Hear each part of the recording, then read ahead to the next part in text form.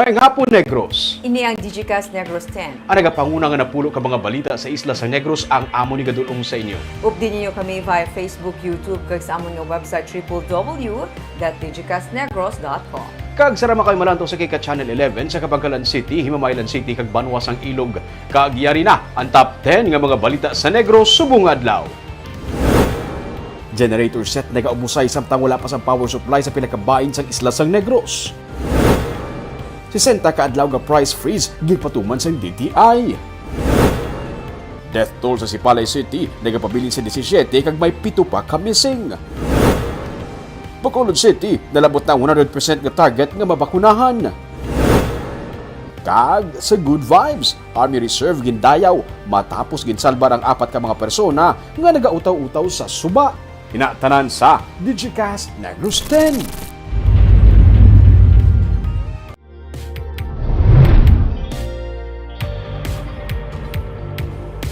Sa number 10, dugang nga 200 milyones pesos nga budget para sa ospital kag Coliseum sa Bacolod ang ginpasalig ni Senador Juan Miguel Zubiri. May isa kagatos kasako nga bugas ang ginpalabot ni Senador Miguel Zubiri para sa mga naapektuhan sang Bagyo Odette sa Bacolod. Pero magluwas diri iyaman ginpasalig kay Mayor Evelio Leonardia nga done deal na ang dugang nga 200 million pesos nga para sa construction sa nga Bacolod City General Hospital sa Barangay Vista Alegre. Ang dugang nga pondo ang labaw sa 400 million pesos nga budget para sa igatukod nga ospital. Ang senador ang nagtala naman sang 109 million pesos nga pondo para sa road network sang Coliseum kag museum.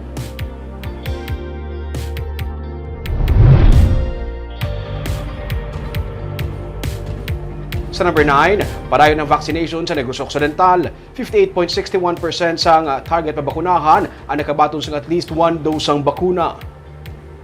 Sa 7 a.m. December 23 nga report sang regional vaccination coverage, 1,069,799 sa target nga masobra sa 1.8 million ang nakabaton sang at least 1 dose sang COVID-19 vaccine sa Negros Occidental.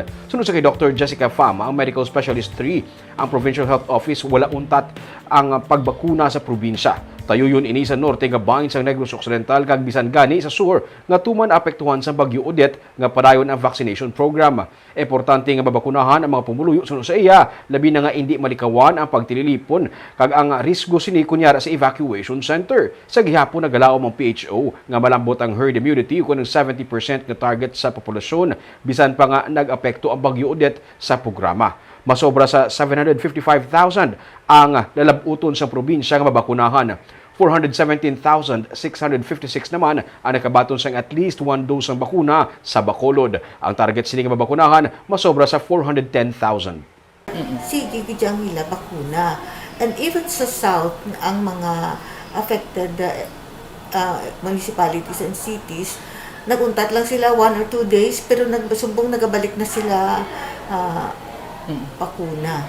And ang bakuna, gina-encourage kid namon, even sa sini nga mga bagyo, especially sa mga nag-aral sulod sa mga evacuation centers, kundi naga-ikit-ikit lang na sila. Wala na, kung isa wala na social distancing, wala na naga-mask. So, the more nga kinahanglan ta ang bakuna.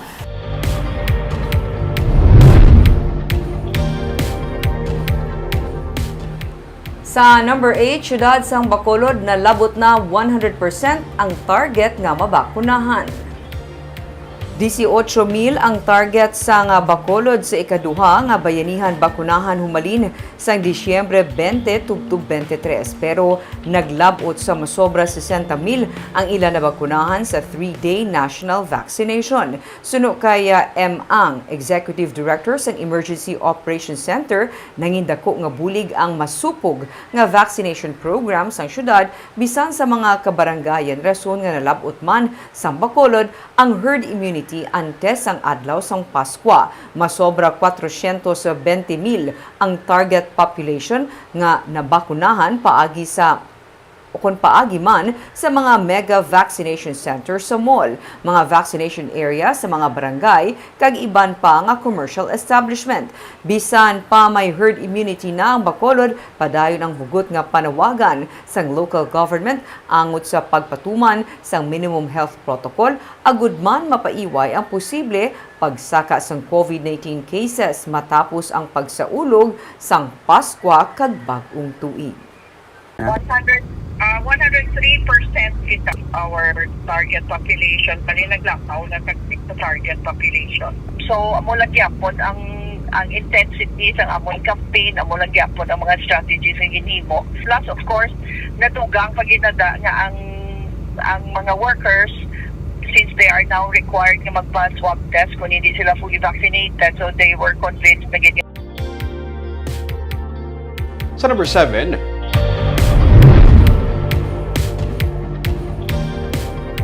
suspect sa pagbuno na sapwan nga patay. Nagkakaagnas na bangkay sa 34 anyos nga si Fritz Eric Ponsihan sa masapon ini nga nagalutaw sa suba sa Purok Santo Niño, Barangay 31 sa Bacolod City sa kahapon. Posible 3 tubtub 4 na ini kaadlaw nga patay suno sa kay Police Major Leo Estopa, commander sa Police Station 6. Ginpahayag man ni Estopa nga si Ponsihan ang suspect sa natabo nga pagpamuno sa amuman nga lugar sa nagligad nga Domingo. Pilason pa si Ponsihan sa iya sini nga pagpalagyo suno sa pulis. May posibilidad nga amuman ining kabangdanan sang iya kamatayon suno sa kay Estopa.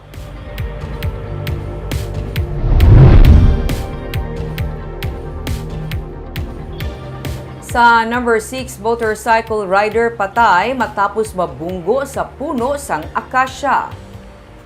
Patay ang 21 anyos nga si Jason Juarez matapos mabunggo sa puno sang kahoy ang iya ginadala nga motorsiklo sa kilid sang dalan sa Barangay Dulao sa siyudad sang Bago. Sa investigasyon sa nga Bago PNP, nagadalagan ang motorsiklo sa dalan sang hinali na dulaan sang kontrol si Juarez kag nag-swerve ini sa tuo kag nagbunggo sa puno sang akasya sa kilid sang dalan. Dead on arrival sa ospital si Juarez.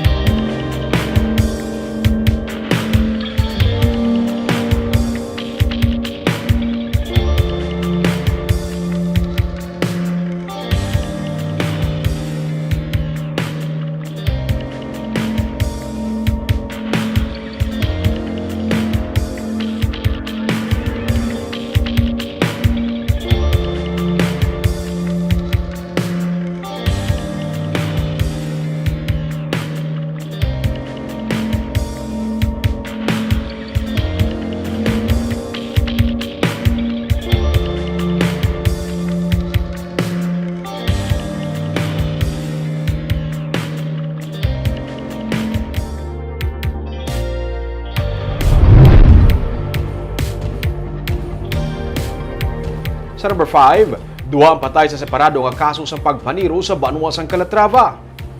Patay ang 61 anyos nga si Alfred Pialas Sr. matapos ginlutang sa barangay Minautok sa Banwa sang Calatrava sang Martes. Sa investigasyon sa Calatrava PNP, nagapanglakaton lang ang biktima padulong kuntani sa iyang karabaw sang siya ang ginbanggaan kag gintiro sang wala pa makilalaan nga suspect. Patay si Piala bangod sang madamo nga igo sang bala sa lawas. Samtang nagapanglakaton lang man papauli kuntani sa iyang balay ang 50 o kunang 64 anyos nga si Roberto Sanupao Sr. sang siya ang ginbanggaan man sang kagintiro sang suspect sang amuman nga adlaw sa barangay Marcelo sa Calatrava. Dead on arrival sa ospital ang biktima. Ginhibalo pa sa karon sa PNP kung ano ang motibo sa pagpatay sa duha ka mga persona.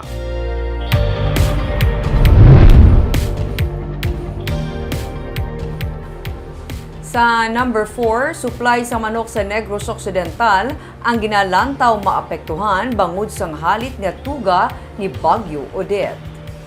Sa December 21 nga progress report sa Provincial Veterinary Office, 1.2 million heads sang broiler ang nagkalamatay. Suno kay Dr. Renante Dicena, mahimo nga pag-abot sang Enero, mabatyagan ang pagjutay sang supply sang manok. Bisan pagani sa pagsugalaw na sang bag-ong tuig, nagalabot sa 80,000 heads ang makonsumo kun holidays. Mahimo nga 50,000 heads lamang ang masupply, suno kay Dicena bangod sang epekto sang bagyo. Ginaabagaman sa mga integrators kag growers ang pagmahal sang feeds kag iban pagid nga input na lakip na diri ang gasto sa paggamit sang generator, dugang nga personnel bangod man sang kakulang sang kuryente. Kalabanan sa mga farms ang yara sa sur nga bahin sang Negros Occidental. Balantayan ang sitwasyon lakip ng presyo, labi na nga ginapatuman man ang price freeze. Nagdangat na sa 608,707,082 pesos ang balor sang halit sa kasapatan, lakip na infrastructure sa report sang Provincial Veterinarian. By January, ma-fill na nato, no? Because almost 1.3 million ang nagkalamatan because na crash na sa mga building and it'll take mga 6 months to rehabilitate the building. And secondly, ang problem sa distribution of inputs like feeds, medicine na delay, no? Kaya may mga obstruction sa roads going to the farm. May brown out there is bread ko ang aton nga mga feed mill ara dira.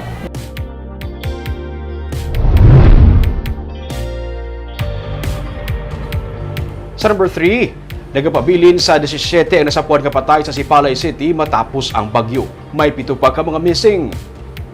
Ginpatag ni Junelo Bugtae, pamuno sang rescue team sa Sipalay City, nga sang kahapon pang pinakauli nga may gindugang sa mga nasapuan nga patay sa Sipalay City. 17 tanan ang nasapuan nga bangkay, may 7 pa ka mga ginapangita tubtub karon. Amat-amat na nila nga nagakasulod ang mga barangay sa nabukid nga bahin sang syudad. Patag ni Bugtae nga hindi matuod ang nagalapta sa karon nga mga litrato sa mga patay sa social media ang kuha sa Sipalay City.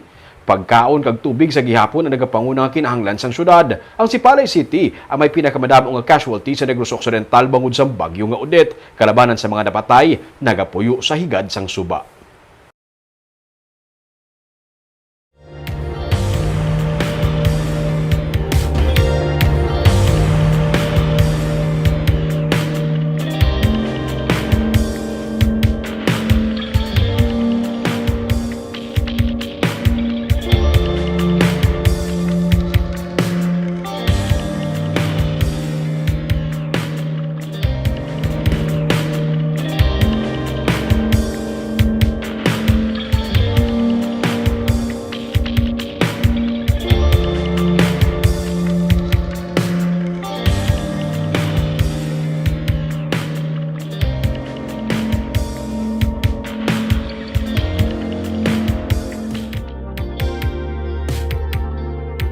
Sa number 2,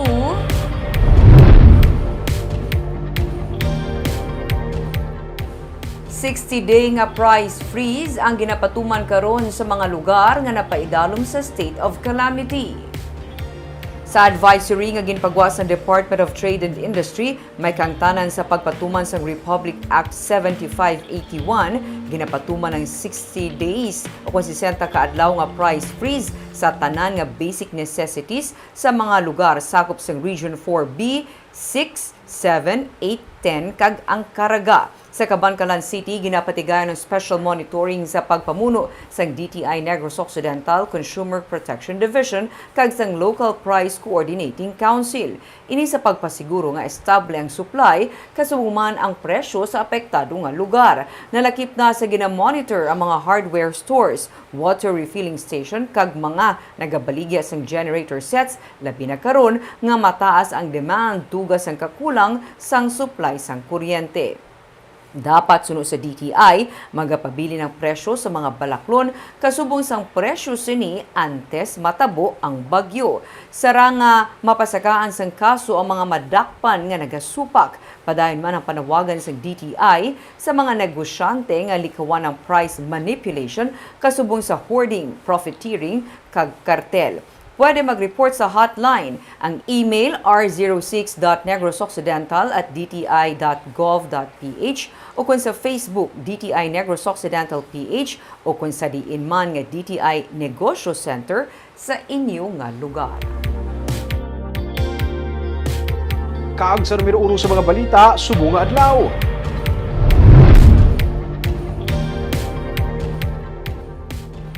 Samtang wala pa sa supply sang kuryente sa malapad nga bahin sang isla sang Negros, ubusay ang supply sang generator set, pati taga Negros Oriental, nagakadto pa sa Bacolod para magbakal sini. Yaring report.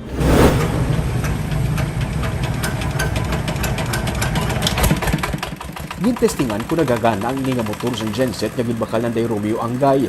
Pagkaandar, ginhimos na para madala nila pa uli. Isa na ka semana nga wala sa gihapon sa supply sang kuryente sa ilang lugar sa barangay Atipuluan sa Bago City. Gani napilitan sila sang ianak nga magpabakolod. Ikaduha na ini nila nga balik sa Bacolod kay naayawan sila sa pagpangita sang Balaklan. Puro sold out. Ang ilalang man kinahanglan, motor para sa genset. Diri sa may Rizal Street sa Bacolod, nakakita sila sang ilang nga kinahanglan. Medyo sarap git panulok eh. Napilitan ka na lang, sir. Oo, Kailangan na bili. Magamit man Japon na. magagamit pa nimo namang gyapon niya. Kahit hindi man sila luwad law tanan may kuryente mo may araman burn out. Oo. Hindi mo magamit pa namang gyapon na. Ang ini nga lalaki nga taga Barangay Granada sa Bacolod nagpamangkot kung mayara pa sang genset pero wala na gid sa may mahatag sa iya ang manug baligya. Ubos na tanan. Pagkita ka man? Di ka pa nakalibot? Grab lang mo. Tagaling ka mo? Granada. Wala pa na kuryente sa inyo? Oo. Granada may araw na yung pabawal pa. Hindi nakapagalibot? Sa ila kuno sa Barangay Granada, may mga porsyon pa nga wala sang kuryente. Ang last 3 nga gensets ang sininga baligyaan na bakal sa mga taga-Gihulngan City, Negros Oriental. Mga 3 ka oras pa ang ilang nga ginbiyahe para makapangita lang sang genset kay wala naman sang baligya sa ilang nga lugar. Ubus. Ubus man ito. Hindi pa kasi makulod. Oh, kanto na mo kulor Pila nakabaligyan na libot nyo? Pila nakabaligyan ginibot nyo? apat. Apat na? Biyak. Tapos dire kami nakita na mo ring anong Timing di ubos yung nila tanan. Ubos na na. Kung muna na napakal tanan. Mga 4 man kabaligyaan ang ilang nga ginlibot tub-tub makakita sang unit. Wala man kuno sa gihapon sang power supply sa ilang nga lugar. Kapalit ito. Di budlay gid. Budlay eh. Damo gini ha. Tatlo na siya kabilog kay para makasiga na to. Kila ka balay? Damo nga to para kung makayan lang niya. Buligan ang bilog na na. Iba siya mga tapat balay. May mga area sa gihapon sang Sineco nga wala pa sang kuryente pero sa halos kadamaan nabalik na ang power supply. Ang Nuseco yara na sa 55.6% sa ilang substations ang na-energize. Ini nagatumod sa mga main highway sa area sang Nuseco. Ang northern sa idalom sa Nuneco ang 100% energized na.